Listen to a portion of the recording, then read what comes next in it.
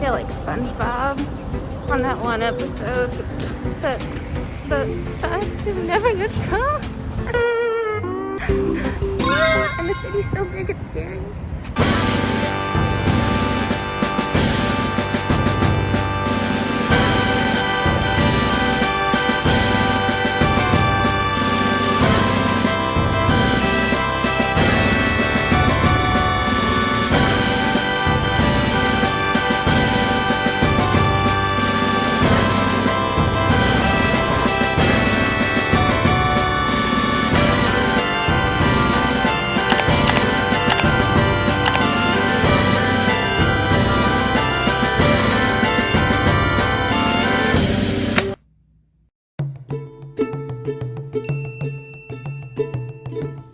And so, after waving goodbye to my mom and navigating TSA, I was on my plane to Ireland, which was only a connecting flight, but, why not? Admittedly, I was nervous to be heading out on a 3-month adventure all by myself, and I'd miss my kitty, but I knew that it would be worth it.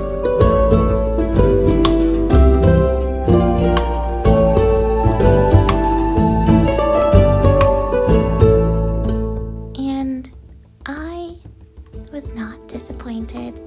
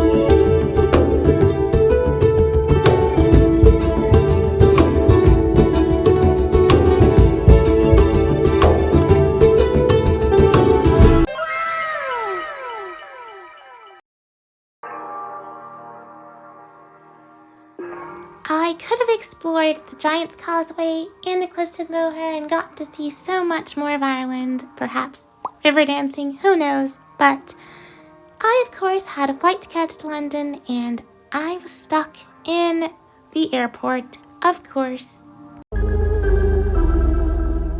But we were eventually allowed to take off and little Yazzie was absolutely overjoyed. And we're going to London.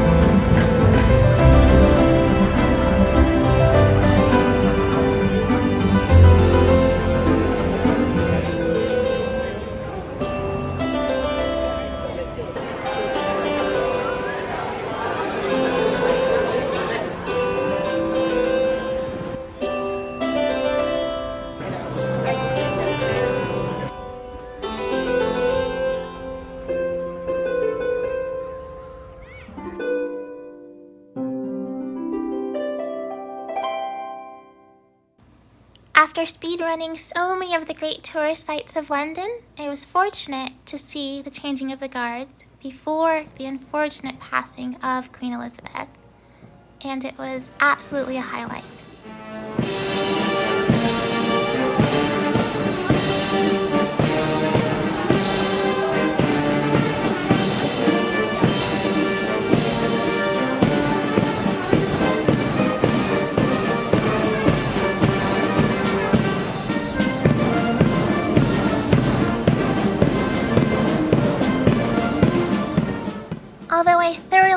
enjoyed my time exploring such an urban environment, I am not a city girl and therefore opted to stay outside of London for the majority of my stay in England. So I had a friend haphazardly help me navigate the underground, then a train to stay in Slough? Yep.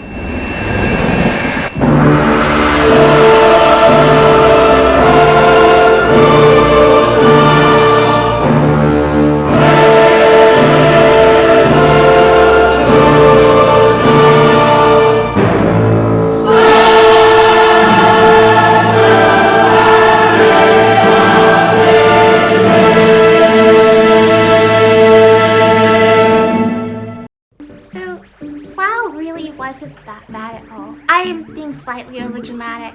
It was actually really nice. I stayed in a pretty cool Airbnb that was cheaper than staying in central London. And honestly, I really enjoyed it. I got to see the weird little quirks of an English house, and I had a lot of fun space to hang out in. Whilst I wasn't in the main bit of London and I could still go on little excursions during the day.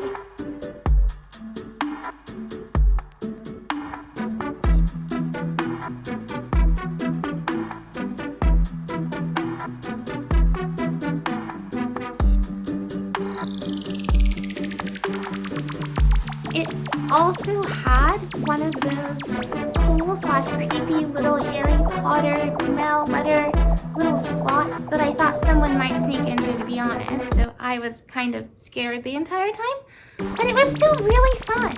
However, I made a stir fry that I burned, and my English tour guide friend's instinct was to throw it outside, still in the bowl. So began the chronicle of interesting European hosts and neighbors. The lady next door, I guess, decided to knock on the door and inform me the next morning that her dog, that was at the dog park down the street, was going to eat the food. So she picked the bowl up and threw it into the big trash can outside. So, yep. But aside from that, Slough was pretty awesome. I'm not going to lie. It was nice to be outside of London. I got to see Asda, which is British Walmart, I suppose, and Tesco Super Plus Max Extreme. But ultimately, Waitrose was my favorite after touring the grocery stores of England and ultimately being shocked at how bizarre they were and that everything was closing so early and that I couldn't just go get the ingredients I wanted, which is why my stir fry was not great, not my fault. Aside from all of my grocery shopping, I did find time to visit the British Natural History Museum of borrowed goods, which was really nice.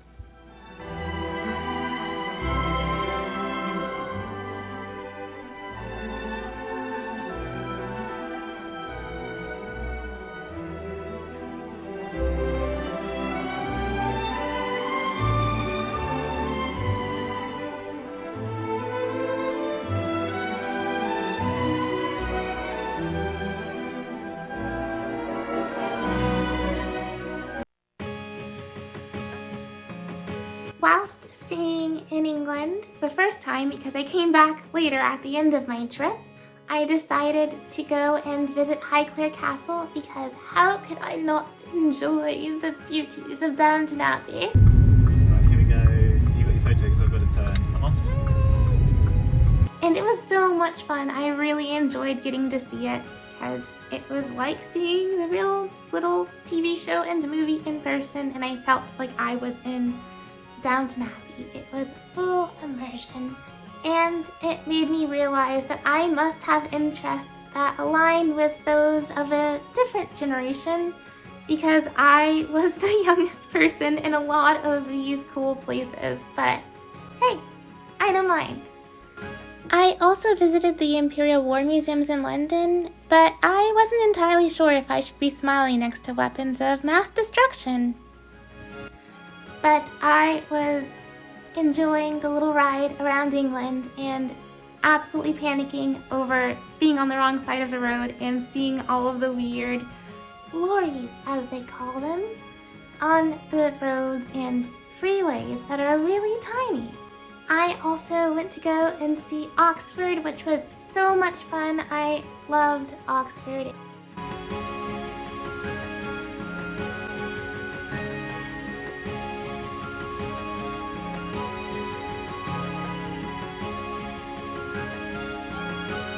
I loved seeing college that I was supposed to head to during 2020, but we won't discuss why I couldn't go. There was actually quite a bit to see in the short time that I was there. It was just a day trip, but I think it's definitely worth a visit.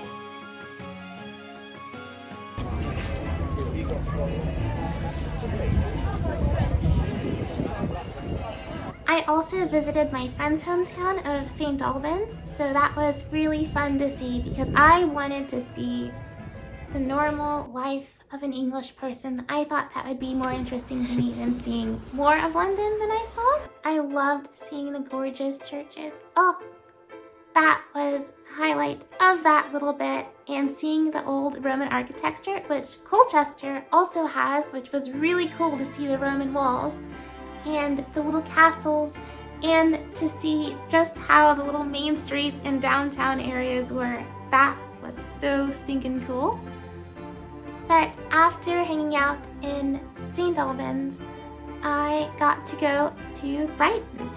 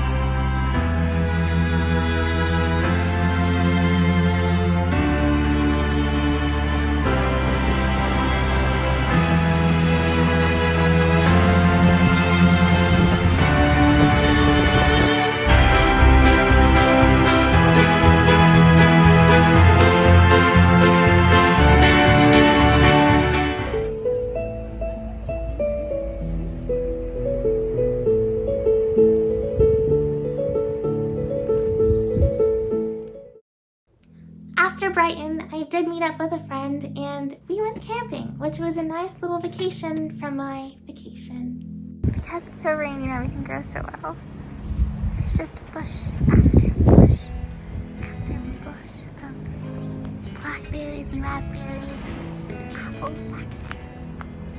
Oh my gosh. It was really interesting to see that a lot of the campsites in England, at least the ones that I went to in the south of England, weren't foresty like I'm used to, and they weren't necessarily enclosed campsites.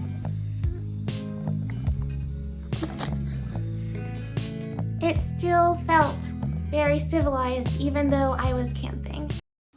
And so my trip to England was rounding out to a finish, where I visited Dungeness and saw a lovely lighthouse as well as a little train that absolutely was a fun little experience to ride, and some cool models.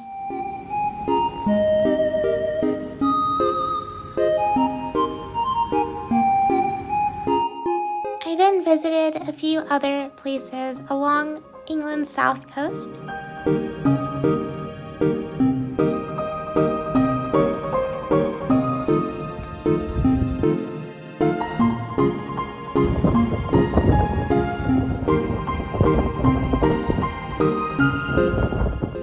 Along the way, I got to discover the cliffs of Dover.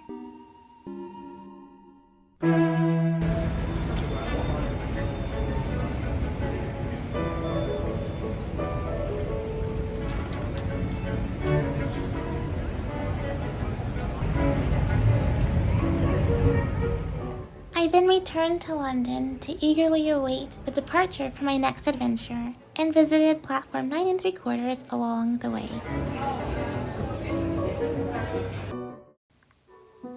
As summer recoiled and autumn approached, I watched many the nation mourn the loss of their queen. I then waved goodbye to this majestic country of England, still feeling as though there were adventurers and people left behind to one day meet. One day.